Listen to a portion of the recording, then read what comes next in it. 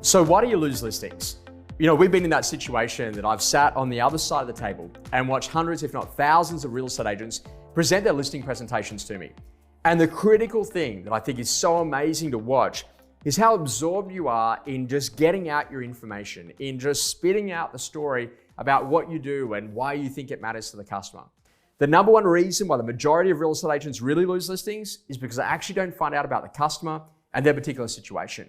This can be fixed by making sure that you've got a really clear section to your listing presentation called your opener, which really sets the scene, finding out exactly what the customer needs to know about in order to be able to feel confident to make that decision.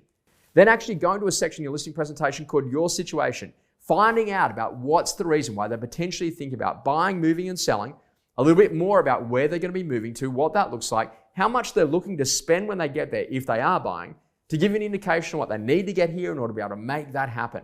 And that's what great agents do. They really understand that there are game-changing questions which completely shifts the entire way that you got to work with the client. The other key thing is that there's just simply not the list of visuals that you need, the things that can actually show and demonstrate your skill and capabilities as an agent. A list of your last 20 sales, clearly identifying properties that you've sold, number of buyers, size of the marketing campaign, the number of days those properties were on market, as great case studies that you can talk to.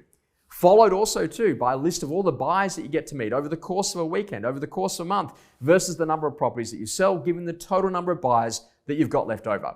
And even being very specific, like an agent report card that identifies some key specific numbers, what you've actually done during the course of your career that can allay any fears about your skill, capability, or ultimately what your organization does.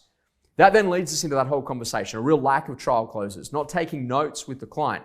You ask about an open for inspection time to be able to write down that time. You ask about whether or not they want auction or for sale. And if they do want an auction, you have a look at a calendar, you choose a date, you get that locked in with the client, you write down that detail and make it look like you're there to list directly that evening rather than having to write a proposal or do anything else.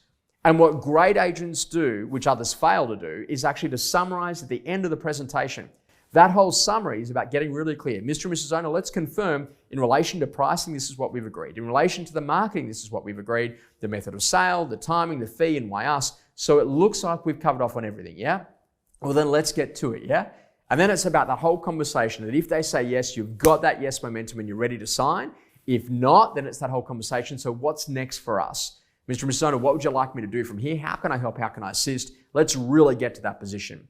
And then when you go to leave that home, if you haven't signed that agency agreement there, and you should have the expectation that that's what you're going to do, what are the things that you're going to do next? What great agents do, they ultimately pull up a form, they have a quick look on that form, they type in all the detail about the property, and then they quickly just identify what are the next items for follow-up. That could be add them to a market appraisal category. It could be send them some other details about some properties that might be listed or sold. It might be coming back for an additional appointment. It might be sending a stylist. You get the idea. There's a whole range of things that you can do.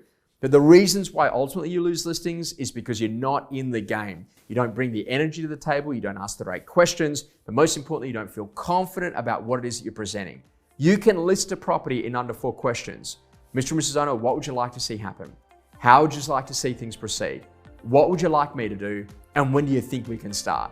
It's up to you to make sure that you've got the process. If they want to go into the detail, you know how to go there, but also to have that energy and that enthusiasm to actually be in the moment and to win while you're there.